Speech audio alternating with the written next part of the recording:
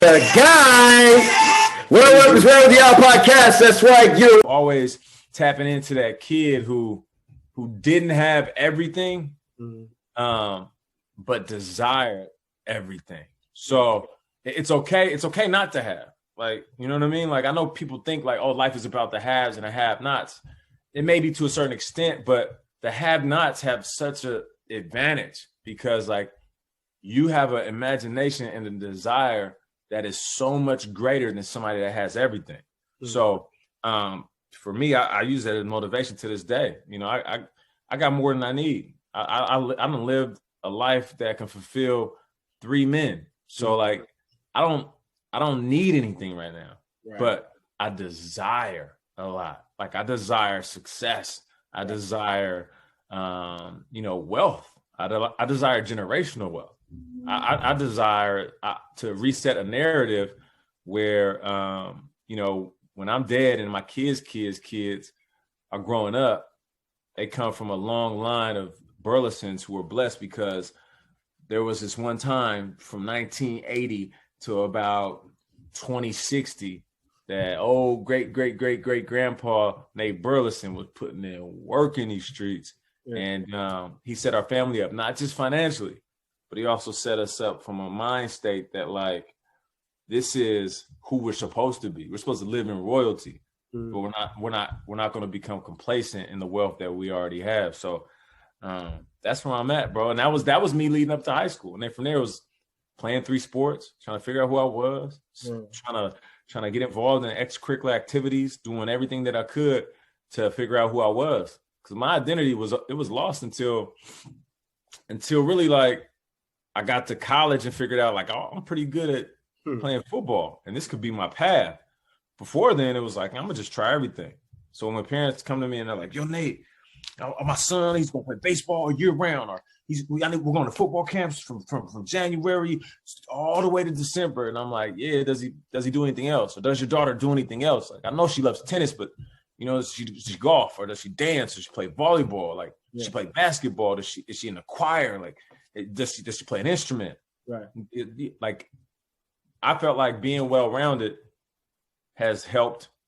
Like me being a well-rounded kid and trying everything has helped me become one of the top media personalities. Yeah.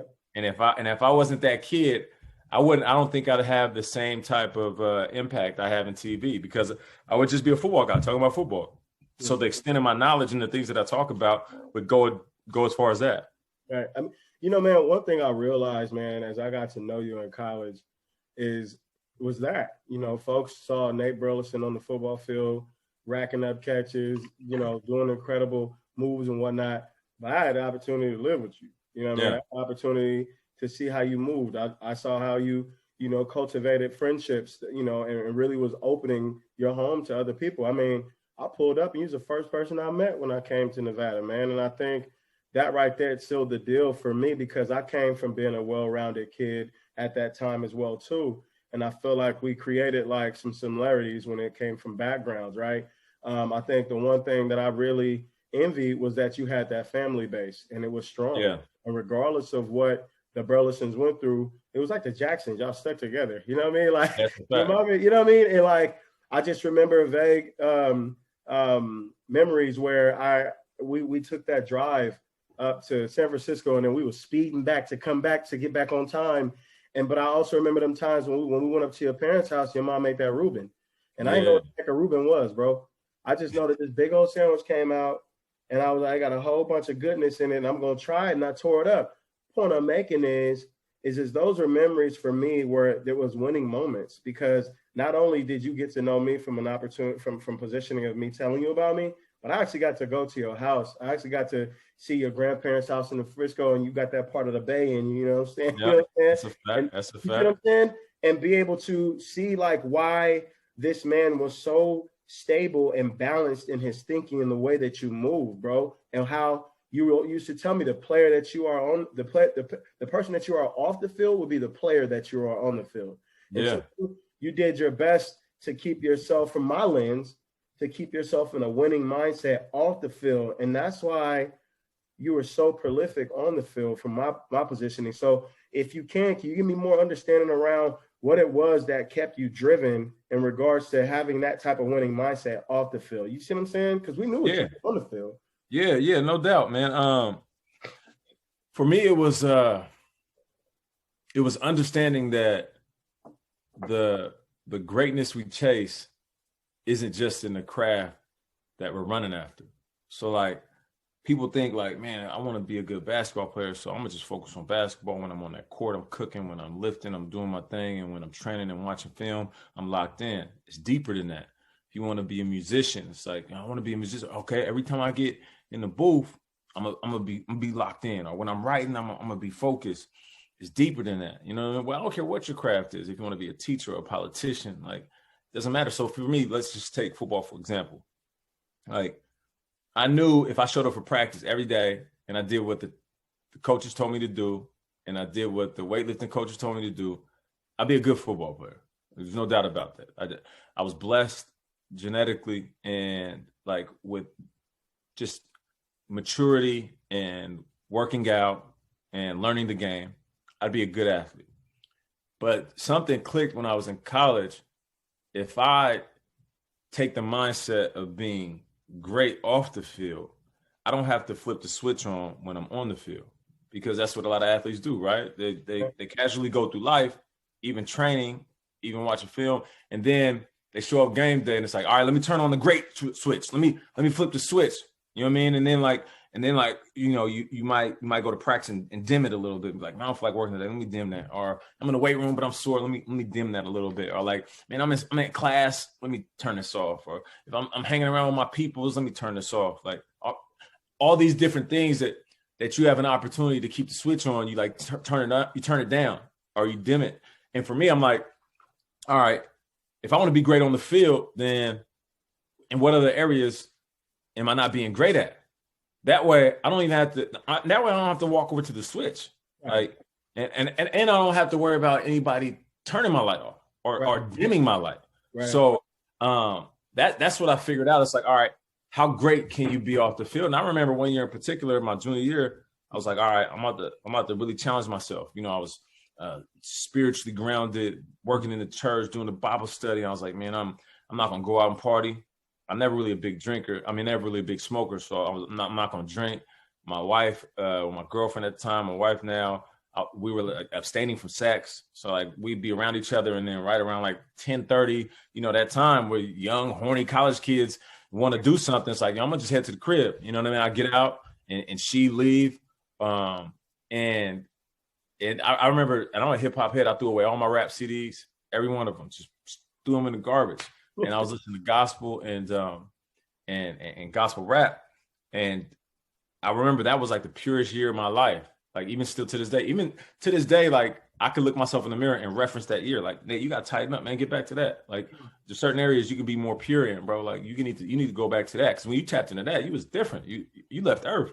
Right. And I did. And that was like, I think that was like one of the biggest wins of my life, in the sense that the reward and the blessings came in abundance, even more than I anticipated. And I didn't even do all that to be blessed and be the best.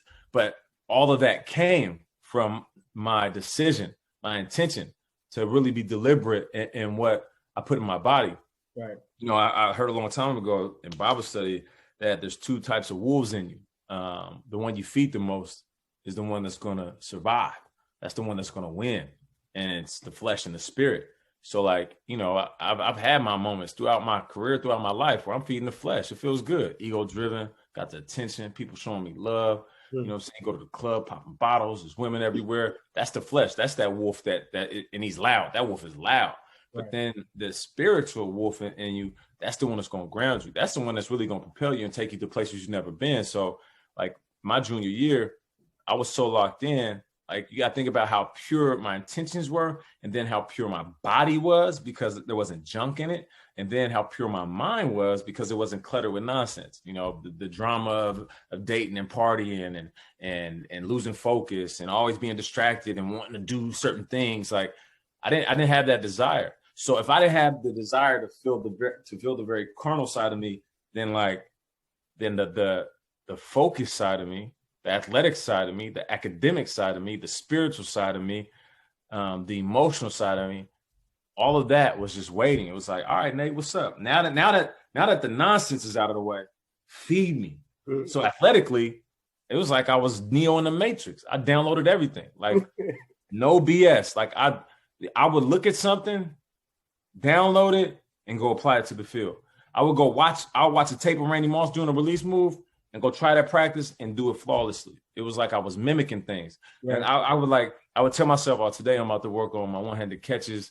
Today I'm about to catch every ball and I'm gonna score 5 times. And it's just like I downloaded it in my mind, I'll do it. Academically, I had the best year of my life in school. And spiritually, I was so grounded. And then game day, it was just like that was cake. Like I remember like just putting up crazy numbers, and afterwards, like not really seeing the big deal in it because that wasn't my intention to do it for that reason. You know what I'm saying? Right. You know, I have like a 200-yard game. I remember I had a 300-yard game in San Jose State, and everybody's going crazy, and I was just like, oh yeah, like, and what's wild? It's a wild game. Like almost like it was a distant memory, or it was fuzzy. It was like, oh, it's crazy. And then I would check and see like who was doing what, and it was Charles Rogers, the wide receiver from Michigan, Michigan State. Yeah. Sean McDonald, remember? Yep, Sean McDonald. Yep, and then Andre Johnson, Anquan Bolden, all these dudes. And I used to think to myself like, yo, how am I in the conversation with these guys? And from there, the end of the season came along, and I just remember being in the study hall on the computer, and just somebody's like, yo, Nate, you see where you're ranked as far as receivers? And I'm like, huh? And I kind of, don't get me wrong, I paid attention to it throughout the year. Yeah. But like when I finally picked my head up out of that zen I was in, right? Like, and looked up, it was like, bro, like you got 138 catches, bro. Mm-hmm. Like the NCAA record is 142. Mm-hmm. Like this is crazy. Like you're the best receiver in the country right now. They got you up for the Blitnikoff. I mean, I didn't even know what the Blitnikoff was. Like, and I wasn't talking about All-American before the season started. I didn't talk about any of that. I was still a junior, so I had one more year if I wanted to come back. Right. So like, I think that right there was like the biggest win of my life from like athletic and academic standpoint, because I was rewarded so much. And people oftentimes like, now mind you, that's also coupled with working out extra. Like I would work out with the team, and then I would work out with a trainer. Like I was so focused. When I stepped on the field, I was like, man, I know you don't work out like me. All right. So that's a loss for you. I know you're not sacrificing the same things that I'm sacrificing as a college student. So that's a loss for you. And I know that you don't want this more than me. So that's a lot. So I would think that, and then God would just be like, go ahead, my son, go do you. And I was, and in my opinion, I was the best receiver coming out of college that year. And it was in large part of divine intervention and small part Nate Burleson. So like that was a win. And what's great about that win is like, I know it, I see it, and I can identify it. And I could point back to that and reference that. You know what I'm saying? Like there was times like when I was in the league, I would come home and just watch music videos all day. I love music. You know what I'm saying? Yeah. But like knowing myself, I'm easily influenceable. Like that's me. Like I was the kid that would watch Karate Kid come out chopping cats in the face. I was, you know what I'm saying? I was the kid that would watch, you know, a movie about a pilot, and I'll be telling my mom and dad, like, that's what I'm gonna do. I'm gonna fly planes. So like you never really change. You just become a more exaggerated version of who you once were. Yeah. So as I was a football player, I'm watching music videos, and it's nothing but parties and clubs and women and cars and jewelry and money. And I'm like, yeah, I could do that. I could live that life. So that's what I did. I would keep a lot of money on me. I would wear the big chains, and I was living this life that I thought was cool. And a lot of it was all imagery that I wanted people to think I was cool. Right. Like, not saying I don't have those things now or I don't buy those things now, but I know why I buy them. I do it for me. Right. I probably buy more things. It's like art. Like I might buy some art that's expensive or shoes or a piece of jewelry that I could pass down to my kids because I want it. But in my mid-20s, I was doing it because I thought it was cool. So like even in those moments, I can reference like, yo, you gotta tighten up, bro. You gotta be more pure. Like the reason you're looking like this, the reason you want to go party every weekend, the reason you want to go hit up Vegas and kick it, the reason that you want to wear loud clothes and chains and all that, because you're watching it every day on TV, bro. Like you're not a rapper. You know what I'm saying? You a ball player, a soon to be businessman. So, so yeah, that was like that year that I had, that really amazing year in college, is always a strong reference point. Like if my life is a book, I earmark that page, and I can always find that and take notes from it. You know, man, I remember when we went to Texas, Austin, Texas, for that Champions for Christ conference, and we came back and we was fired up. We was working at the church, and Pastor was had us cutting the grass, and you know, I remember when I first came to Nevada, I just came from just so much stuff, and you know, I looked in the Panther, it was like, I didn't even know what a Reno, Nevada was. But I remember Coach McCarthy had called my coach and was like, such and such and such, Nate Burleson is about to leave. He'll play the slot position after Nate and blah, blah, blah. So I'm coming up like, I'm about to be up, you know what I'm saying? I'm about to ball out, you know what I'm saying?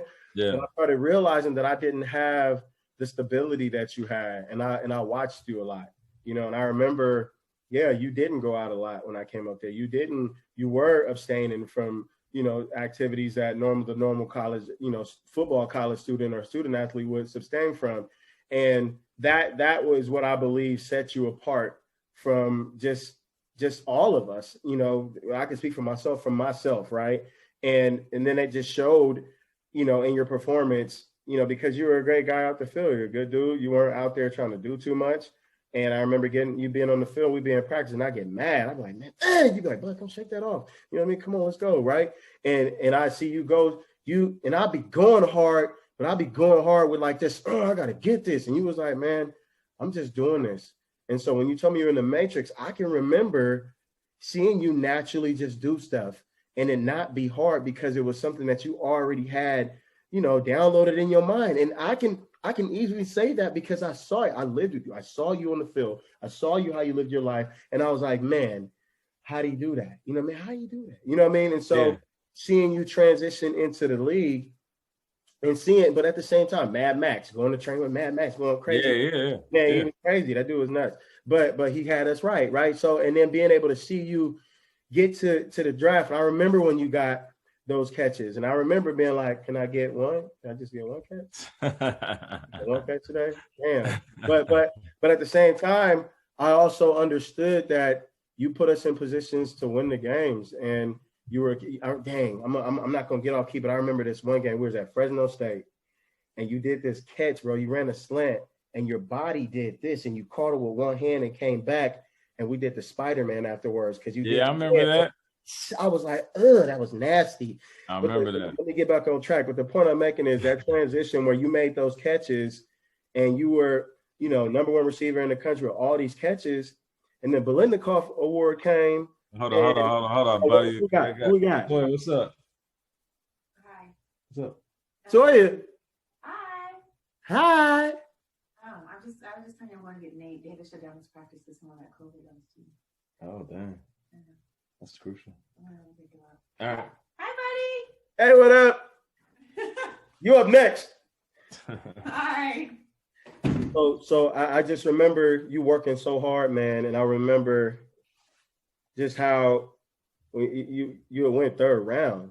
And I was like, this dude, he killed these receivers that was out there killing. And they were supposedly this and this and that. And it's not to bash them, God rest their soul. People, you know, like I'm trying to. But I just remember how hard you worked. You know what I mean? And I know you did all the things right. And you went third round. But then I saw the transition, bro. I saw the elevation, dog. And in each opportunity when Randy Moss got hurt, that was your breakout season, bro. And you was out there eating. And then the Seahawks rung on the doorbell, right? Yep. You know what I'm saying? And then everybody's, that contract. And you know what I mean? Everybody was just like, and then we saw. So in my mind, as somebody that knows you, I'm like, oh no, y'all don't understand what's gonna happen here. He's gonna elevate. Yeah.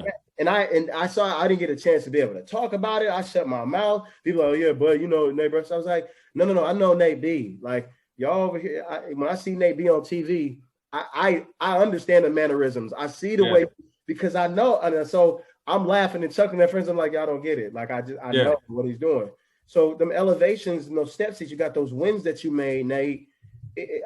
I think folks got to understand who you are as a person, not just as the TV, the football. Like you just have something deep inside. You dig deep, you dug deep, and you're able to get to another level. If that makes any sense. So it's not really a question. It's being able to, confirm and confirm. No, you're right. Listen, sports, they parallel life. So whatever you go through in sports, which is why I love it, and I encourage any kid to play sports. I don't care if you're athletic or not, just the dynamic of being on a team, understanding how to work together, taking something that you learn and then applying it on a grand scale in a team atmosphere, that will prepare you for life. But everything that I've done in sports, I find something that I can take from it and then apply it to what happens in real life. So, I mean, you said it, like, I left college and I feel like I was the best receiver. I really did. Now, I came out of Nevada Reno, so I couldn't like bark that out loud, and I wasn't a cocky kid. So when I got drafted, I was like, all right, cool. I'm gonna just try to do me. But I think in that moment, feeling like I was the best, and then not being selected in the first round or second round, I quickly realized like that's life. Like we're gonna put in so much work for things that we want. And when the result isn't in your favor, here's where life begins. This is where it gets real. Like this is the climax in the movie. If it was all peaches and cream, then like what's the point? Like so I was like, okay, cool. I'm mad. Now let me give these dudes their flowers. Let me look at this dude, Charles Rogers. Okay, Charles Rogers, rest in peace. I'm like, all right, I see why they did. Okay, big time, big school. He's making plays every weekend. All right, I see you. Andre Johnson, big frame, tall, fast. Okay, Brian Johnson. Okay, all right, Anquan Bolton. Boom. Okay, Sean McDonald. Oh, I'm looking at him. I'm like, okay, so what about that dude is great? What about that dude is so special that they saw something more special than what they saw in me? Let me find that. Let me add that to my repertoire. So, it's great. It's great because that's how life is. Like, I can feel like I'm the most versatile talent in TV. I can feel like there's nobody in media that can do what I do. Mm-hmm. I can sit here and brag to you and hit you with all the different celebrities that I done made blush and all the shows that I done been on and how I can rock something so casual and then put on a tux and hit the red car. I can tell you all that. Right. But it doesn't matter if I don't go out there and prove it. So like a lot of the jobs that I have right now, don't get me wrong, I'm blessed to have a job and multiple ones at that, where I get paid to do something that's fun. But when I tell you majority of the jobs that I've agreed to do over the last 2 years, I do them to send a message. Mm-hmm. I don't even do them for the check. Mm-hmm. Like I work for extra to send a message. Mm-hmm. I'm not here to collect a big. I'm not making Ryan Seacrest money interviewing celebrities.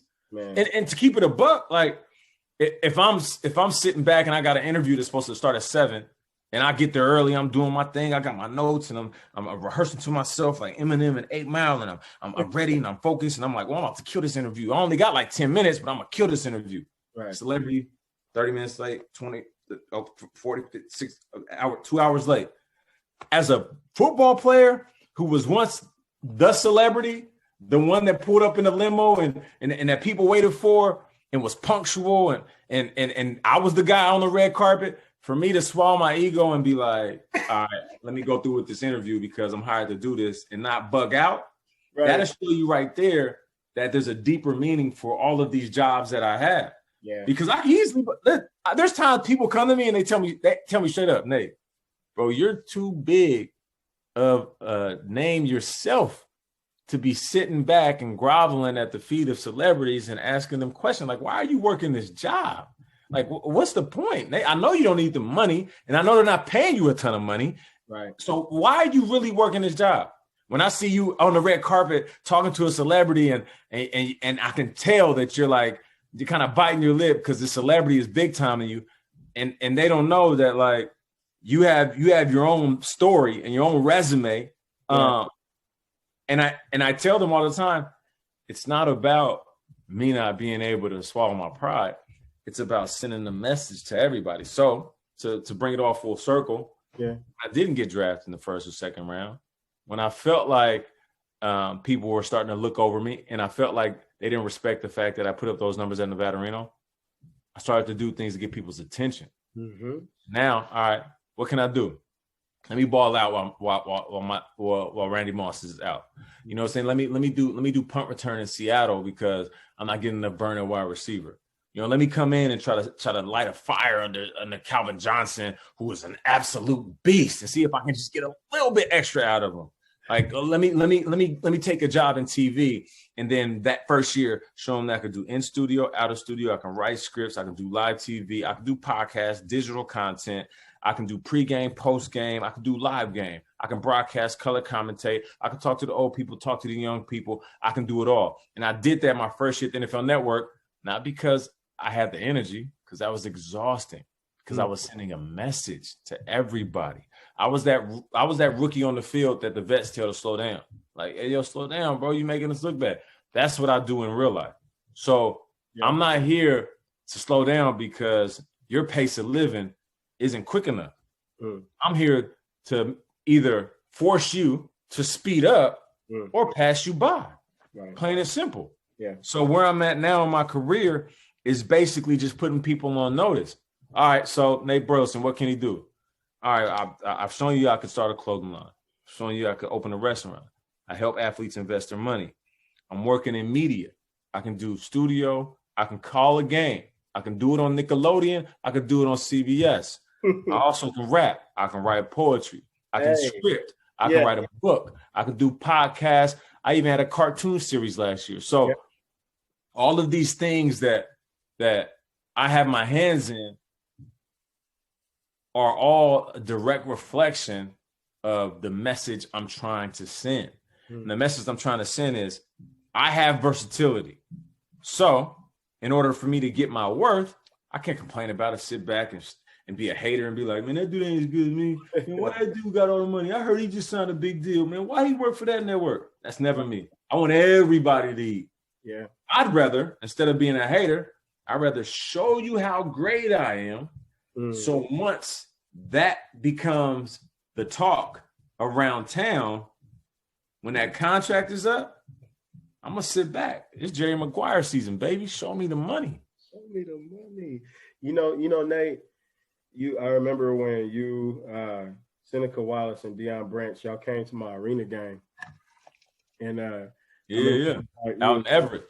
Wow, hey, and you was like, bro, I'll give you X amount of dollars if you run this back. Cause he's like, bro, you run the ball so hard, you either gonna fumble or you gonna score.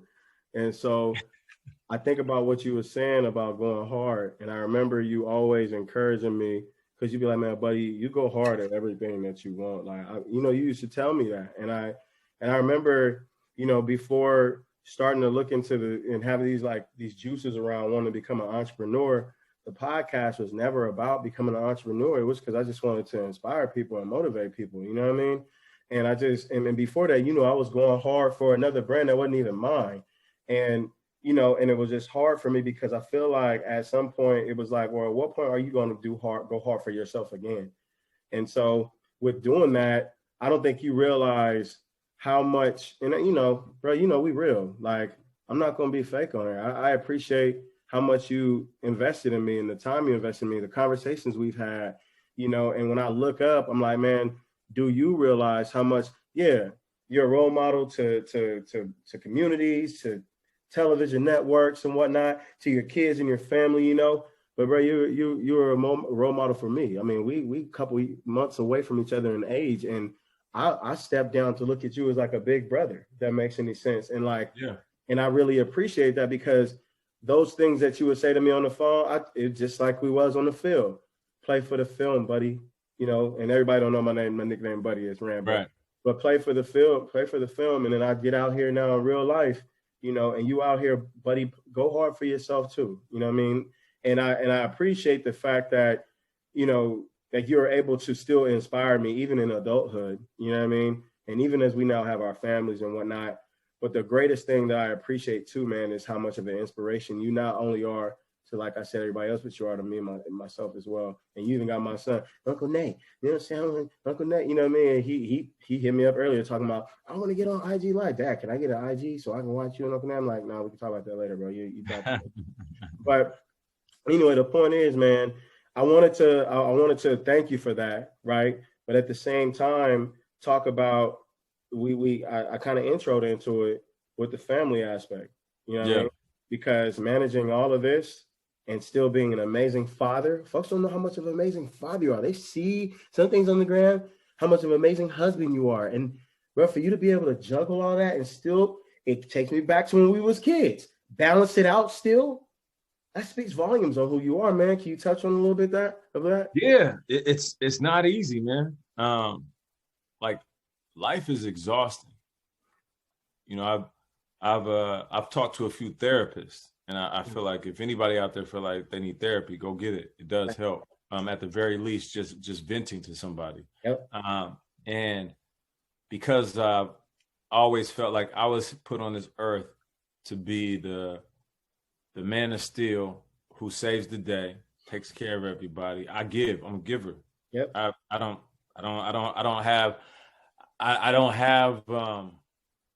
don't have too many reasons to ask for things. Mm-hmm. So because of that, I find reasons to give.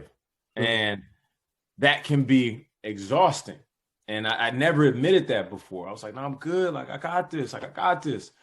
And I remember a few years ago, I was juggling working too much, coming home, trying to be the ultimate father and husband. And like, I started getting these big gaps. I'm talking about big gaps in my beard, and completely lost my facial hair. And I went to the dermatologist, and she was like, so you have alopecia in your family? I was like, nah. She's like, okay, what's different in your life? I was like, well, I moved to New York and got these jobs, and I'm waking up early, and I don't like waking up early, and I just want my wife to be comfortable, my kids to be comfortable, and it's just a lot going on. And I was like, but life is good. I'm making money, and I got money saved, and like I'm in a good position. It's all first world problems. She's like, well, you're stressed. You're losing your hair due to alopecia, and due to stress. And I'm like, nah, lady, you don't get it. Like my old job, she didn't really understand football. So I'm like, my old job, I actually I used to have to run away from these dudes that were like 250 pounds. They tried to break me in half, and I got these injuries, and I got metal in my knee and metal in my arm and all kind of. And she's like, "Oh, you play sports?" I'm like, "Yeah." She's like, "Yeah, but what it seems like from the way you described it, you love doing that. This is new, so it's foreign to your body. You're stressed. You need to figure out where to place your energy." And it turned into like this therapy session. And so I walked away from there, and I started to figure out, all right, what am I doing in my life that is causing this stress, and what can I do to decrease it? The reason I bring all that up is because my family is a real important part of that. Right. Like, there's only so many things that I can do, that I can plug into, that give me real joy, like real joy. One is my family, like my wife, plugging into her. She's the one that challenges me. She's the one that praises me. She's the one that motivates me. She's the one that has always been there. She's there when I was broke. You know what I'm saying? She's the one with the money. She's graduating, on her way to get her master's, and I was just this young punk in college trying to holler at her. So really, and I remember joking, like, you my sugar mama. Like, I don't know what you was thinking getting me. Like, I'm a ball player, but I might be working down the street, like. And she was like, whatever, we gonna ride this out. So that's my rider for life. And then my kids, plugging into them, it's just like, there's nothing like it, man. To see like a little version of you and being able to like put a smile on their face, to bandage their knee when they scrape it, to show them or tell them something, and you see that eyebrow raise as if they had an epiphany because you taught them something. Like, there's nothing more pure than that in this world. I feel like being a father is one of the dopest jobs in the world. You know what I'm saying? So like, I plug into that, and I plug into my extended family, my mom, my dad, everybody that's outside of like me being here and in the East Coast or on the East Coast. And that's like, that's a reason why I do work the way I do. We touched on it a little bit earlier. It's easy for me to grind when I know the results are happiness for my people. You know what I'm saying? So like, and I take care of my people, everybody from blood to people that you know what I'm saying, that close to blood, friends and extended partners. Like I give to charities, and I have to go back to when I was playing. It was like something I was supposed to do. Like you're in the league, you're supposed to give, you know. And then there was a moment where I was giving because it's like I think Drake said something like trying to balance or even out my karma, you know, guilty and greedy shit. That's what Drake said. Yeah. And it's like it was such a real statement. Like, you know, you do certain things because you're trying to balance out your own karma and your own mistakes, and you're trying to make sure like you put that goodness out there, you know. And now like I know why I do things. I'm not doing it to balance out my karma or make me feel good or stroke my ego. I do well for others because it is it's like what I'm put here to do. Yeah. So like my family, they're a big part of that. They're a big part of that. You know, man, you know, as we wrap up, man,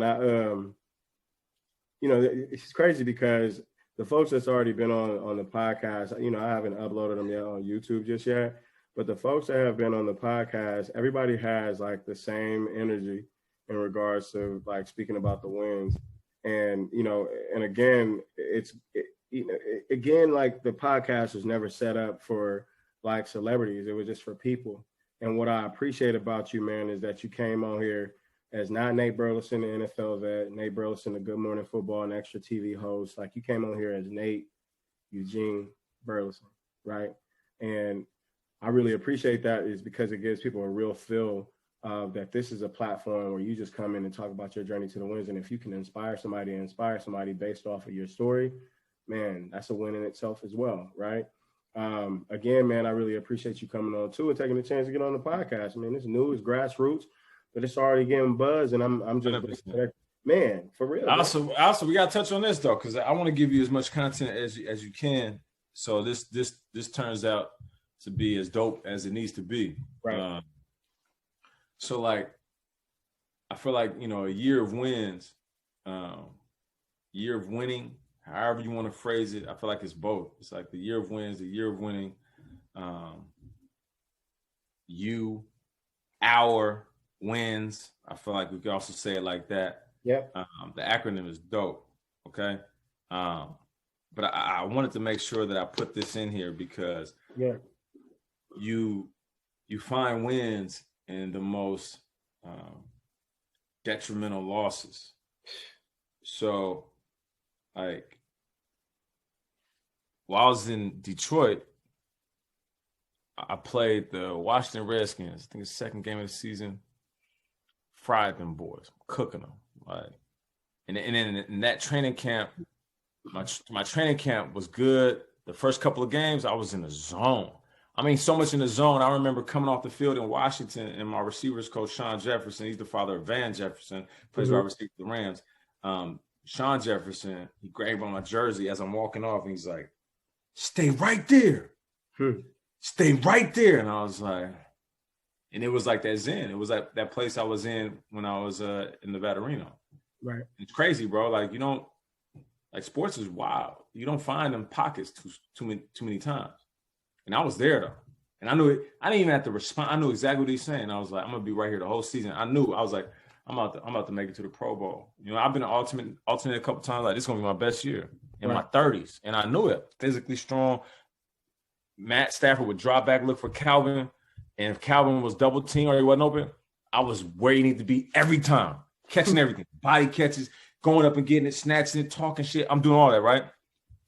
And I mean, he's like, stay right there. Stay in that zone. Can't nobody stop you right now. Because I had hit this level of intelligence on the football field as a 11-year vet with athleticism and still had speed and hands. You couldn't touch me. A young pup in front of me, I'm cooking him. Your best DB in front, I'm cooking him. It was crazy. So I say all that to say this. We get the win, put up like 140 yards, 130 yards. Crazy. Everybody's like, yo, this what? Like, Nate's getting busy at this age. I thought he was almost done. Right. The next month, that Monday, I shoot this music video with Mike Posner. And and we're doing this whole Detroit video. We're on Ford Field. It's crazy. Like, it's just a good time, man. Life is good. I go home, I change, I tell the wife I'm about to go watch the Monday night game. I'll go to this place called Happy's Pizza, where like I know Happy, my guy. So we chilling, we celebrate. Like, Nate, man, it's crazy. Your 4th year here, and you like, man, you just prove like age is nothing. Like, man, you about to have a crazy season. Like, I've been hearing about you and Matt Stafford at training camp. Like right now, you guys lead the league in quarterback, wide receiver completion ratio. Like, different. I'm like, yeah, man, it's different. I'm good right now. Fast forward 5 or 6 hours later, I hop on the freeway. Roads are slick because it's been raining. I'm driving in the car. I'm driving with my knees, plugging my auxiliary cord into my phone, listening to the new Drake album, Take Care. Plugging, driving. I look up. There's a gray van in front of me, and I'm closing in on it because my foot had hit the pedal. I wasn't paying attention. And instead of just hitting the brake, and letting everything crash and fall everywhere, I was thinking like, damn, man, if I do that, this food's going to be everywhere. It's going to mess up my car. So I was like, man, let me just go ahead and yank the wheel and void the car. Yank the wheel, boom. I'm headed towards the concrete medium, and I'm like, oh, damn, let me straighten this out. Boom, I'm fishtailing. Now I'm headed towards like the grass embankment. I'm like, damn, let me correct this thing. I got one more chance to correct it. And I'm like, all right, cool. And I correct the car, and I'm like, I got this. Yeah, all right, I'm good. Oh, and then boom, I hit the concrete medium. I'm sitting there. I was out for a second. I wake up. I'm like, damn, this is crazy. I look and check the doors. Every door was smushed except for the passenger door. Pop out, get out the car, and I check my money makers, which is my legs. I'm like, oh man, my legs a little sore, but they good. I'm straight. I see like blood on my sweater, like all this the airbag. Got a little blood on my nose. I'm good. All right. And I put my hands up, and I'm like, all right, move your hands. This one's going like this. This one's going like this. I'm like, damn, what's up with my hand, bro?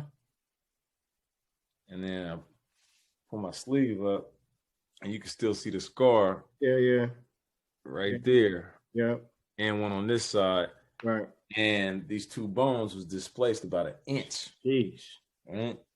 And out loud, you know what I mean? Excuse my language for the podcast. Out loud, I'm like, damn, I just fucked up our season. And it wasn't about me. That was the first statement I made out loud. It wasn't, damn, I wish I made the Pro Bowl, or damn, it's really gonna mess up my money, or damn, like that'll show you how much of a team dude I am. I said I just fucked up our season. Mm-hmm. So I was concerned about Matt. In that moment, I was like, who's Matt Stafford gonna throw to when Calvin ain't open? That's what I was thinking. I was like, man, how am I gonna help out the offense if I'm hurt? Right. So that's where I was in that. And the reason I bring all that up, because 1, I think it's just a crazy story. You know, a lot of people like to hear it, but 2, in that loss became a win, because in that exact moment, I realized the clock is ticking on your career. Man, you'll come back and you'll score some touchdowns. You'll be good. And I did. My first game back, I scored a touchdown. I delivered a pizza to the crowd. Like I did the whole Nate Burleson thing. Yep. But I knew that was the beginning of the end of my career, because like once your body starts falling apart after a broken arm, hamstrings and quads and groins, and like I was like, nah, I got to start planning plan B. And forcing me to think about the future put me in a position where now I had plan A, B, and C already on deck before I actually retired. And the last thing I'll say about this, just to know how blessed we are, we also have to understand our losses and detail our losses. Like oftentimes people will have a loss and they're like, yeah, this one time that one thing happened. That was crazy. I'll tell you straight up. I've been in, I think, 5 car accidents in my life. 4 of those cars were totaled. So do the math on that. If I feel like, if I ever feel like I can complain about something, I better think back and look at the times that I could have been taken. That part. So like, you don't walk away from 5 total cars. Right. I'm just a human body. Those cars on the scrap heap. So those are all wins for me. Yeah. And like, we all going to go through things. I went through depression. I was at the bottom of a liquor bottle, drinking it straight out the bottle. I've been there. Right. But like, You have to figure out why you're here right now and how to pull yourself out of a space that isn't healthy for you and the people that you're attached to. You know what I'm saying? So like, take them losses and understand what they are. Be very transparent with yourself. Why they happened, how you got there. And then the most important thing, what did you learn from it? Yeah. And if we can do that, your past losses will be year of win after win after win after win after decade after decade after century after century. And that's real talk. Yo, hey, y'all heard it here first, man. Nate B always dropping them gems, dropping them buried treasures. And I just want to say thank you, man, for coming on and giving us your time, man. This is the start to many more. Looking forward to you being back on the show, man. With that being said, you all tune in. Y'all podcast will be up on YouTube. Nate Burleson, one of the most amazing dudes I know.